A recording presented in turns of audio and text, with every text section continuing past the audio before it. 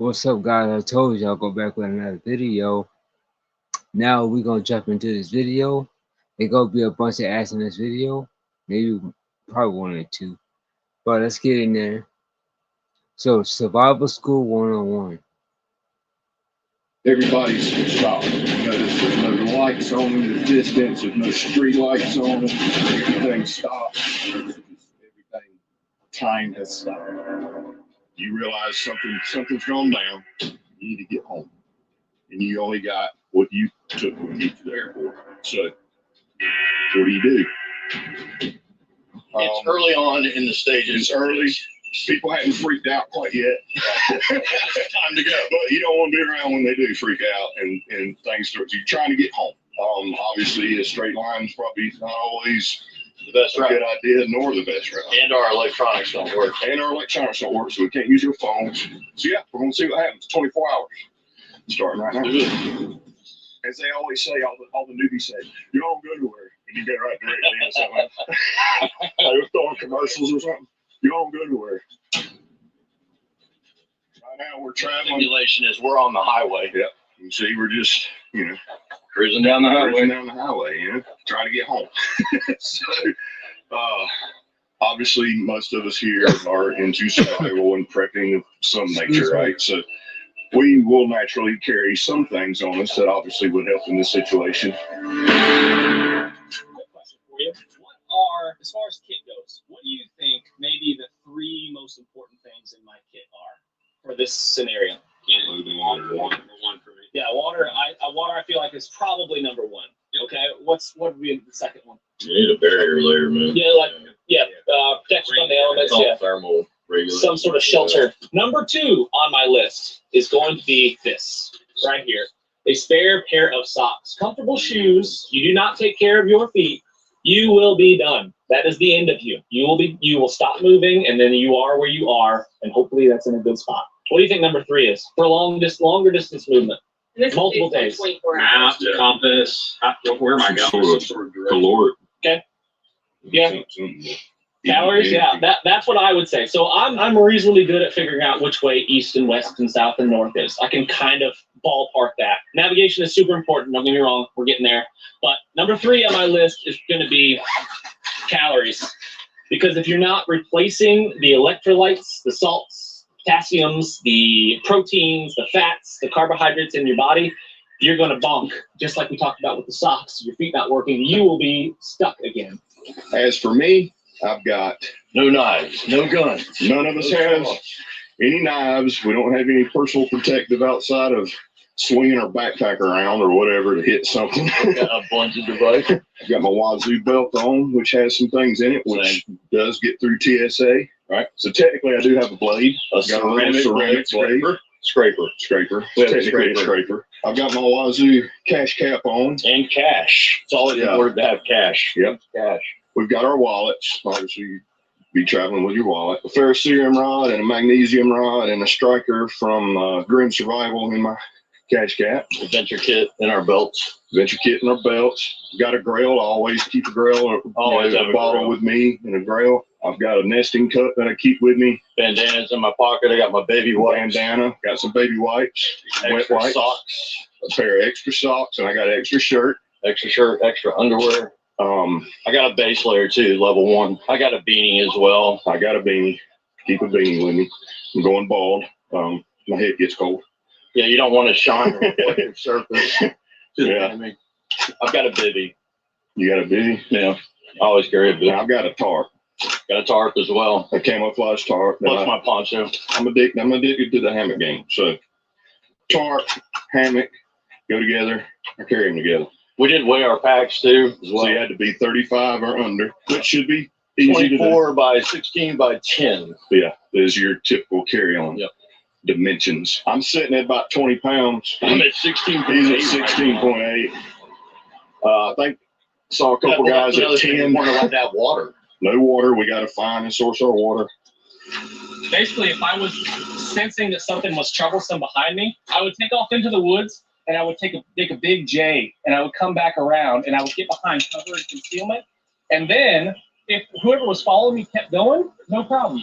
But if they follow me in the direction that I went, then I know Yeah. they're up to They're no up to good, something. and I need to plan. Kind of like when you drive around in your car and somebody's like, this guy telling me I want to make some detours, see if he follows, and then act accordingly. If you guys want to hear this, that's very thick vegetation. I could tuck off 10 yards over there, and no one would see me from here.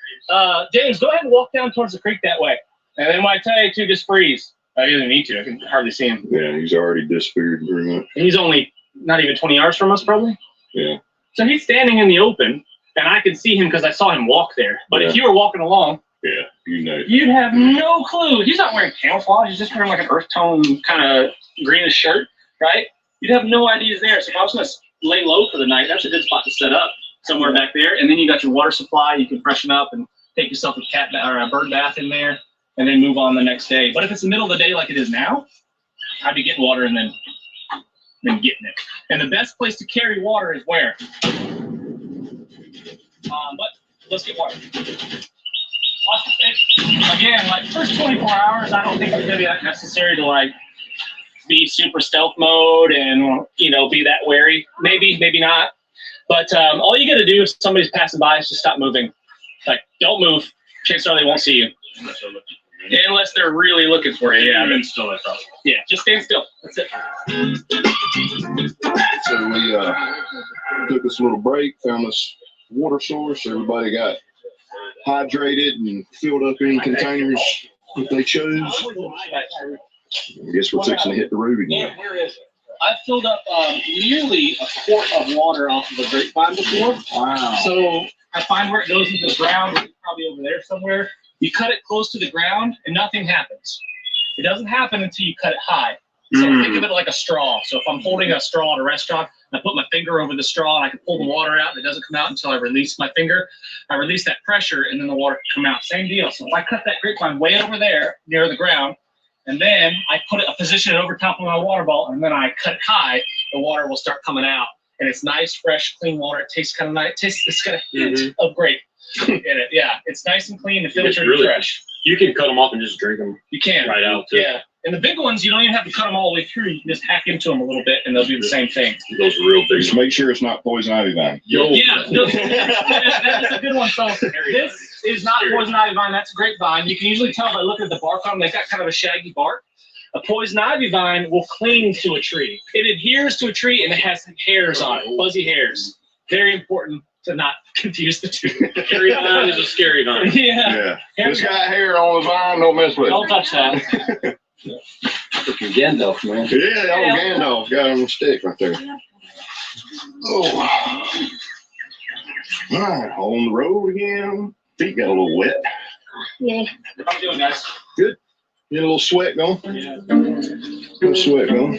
So I don't know, we're probably 2 miles in. A little over 2. A little over 2. So yeah, it definitely puts into perspective, like, everybody's like, this is my bug out bag, this is my this or that. And It only they got weighs 65 pounds. they got a 70-pound pack. Good luck. I got a 22-pound pack right now. I'm sweating like a pig. Yeah. You already You feel know, it, I already feeling it. Got up and down some hills. Like, can you really carry all that? Yeah. You don't need all that You weight always on have you. to kind of anticipate where you're going to be spending the night. About There's 20, no about perfect 20, camp 30 spot. pounds. That's all Don't you pass need. up a good spot anticipating there's going to be a better one down the road somewhere. Chances are there won't be. It's going to be worse. Take advantage of your spots. Be kind of looking out. If it was starting to get dark, and I needed to rest up for the evening, start looking for your spot. Yeah, it's actually good advice. Find a good spot to hunker down. Might as well go on and hunker down. Yeah, time is right during the day when you want to do it, because you just might not find another good spot. The thing people don't realize is that is what you're doing. As you're on your way, you've got to rest. Find the best place to rest so you can recharge, rebuild, and repair your body. Take off again. Yeah. Unless you're doing the Mammoth Sniper Challenge, and they really don't care. That's different. That's different. Oh, God, that sucks. It's a fun suck. That sucks. We're talking real world right now. Yeah. Yeah, I'm going at a pace I want to go. I'm not forced to a 14, 15-minute mile. An emergency on someone else's part does not constitute one on yours. More good advice. Now, this is a pretty solid spot. So if I was walking along this road and That house can't see me. That house can't see me. Nothing over there can see me. This is a pretty sneaky spot. So I'd be like, all right, cool. And I would just duck off into here. And because of the thickness of the vegetation, I wouldn't have to go more than 20 yards that way. And there's no way you'd see, no possible way. Even if you were looking for me, you wouldn't see me 20 yards into the thicket of that. See, I do that every weekend. Me and my purple group, we go in the woods, we practice survival skills, we build shelters, use our magnesium rod to build fires, we use our water filter, we build what's the thing called? You don't need, it's a, I forgot, it's like it's a blow drill. You can make your own blow drill and make fires that way.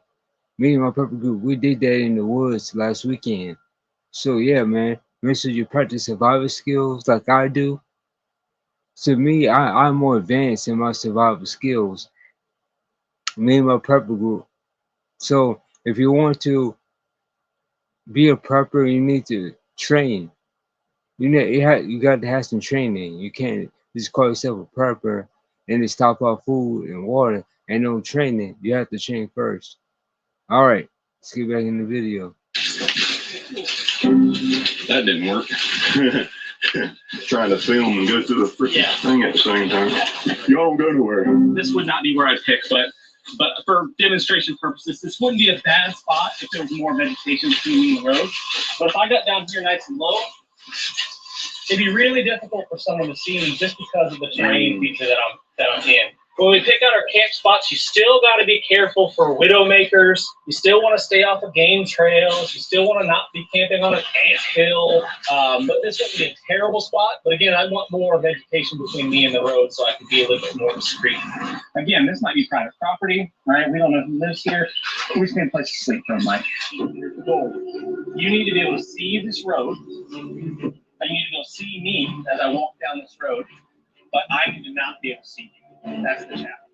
I don't want to be on the ground if I don't have to be. I know for me and JJ, we like hammocks. We carry hammocks with us everywhere we go. Everywhere. You got a backpack or an end. Yeah. And if you've ever really figured out the hammock game, you've realized, yeah, this is pretty good. And I don't know about you, JJ, but when I'm traveling, if there's any downtime and I can find two things I can hook to, I'm swinging up my hammock and I'm chilling for a little while. By God, not to mention the things like snakes, the creepy crawlies, ants, chiggers, ticks, whatever. Right. Around. We should talk about this too because that is a permissive environment. Correct. Right. So the default is to go to the ground. Yes. In a nod. I need to not be able to see you. That's the challenge. JJ and I have got our hammocks. It is right there. So you can't see JJ at all. I've got his hammock there, and I've got mine over here. What we did, instead of being parallel with the road with our shelter, we are perpendicular to it because we're hanging from trees. We're not low to the ground. So to keep that vantage point straight, and it'd be harder to see from the road. So, spin this around. Obviously, it's going to be hard to see with the camera, but you can't see it with your eye. There's no way. Because you got the trunk of the tree blocking it, one. And two, it's in line with another tree directly away from it, and you're hidden. You can do it with a hammer. You can do it with a hammer. Yeah. Living like a hill. Yeah. So here we go. I think I see a straight line of a poncho.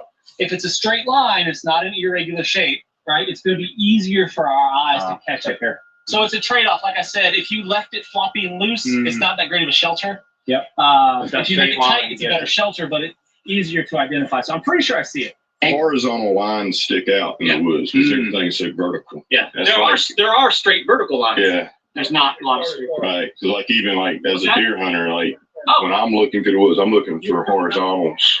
You know what I mean? Like the line of their back or whatever. So anything horizontal can stick out.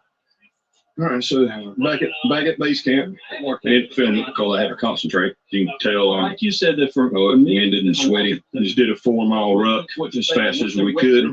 So right at an hour, just under an hour for a couple of guys. Now we're rehydrating, taking a little break. We get on to the next thing, letting the feet breathe. then we're gonna do whatever Jason says to do next. As long as it's not running up 4 miles. As long as it's not another ruck. We're gonna do it. All right, thank you for watching. I might do the other half next video. Thank you for watching. Don't forget to hit that subscribe button, that thumbs up. We're on the road to 500 subscribers. Don't forget, 2 is 1, 1 is none. Keep prepping. Keep practicing survival skills. Keep stocking up food and water. Build your bug out bags.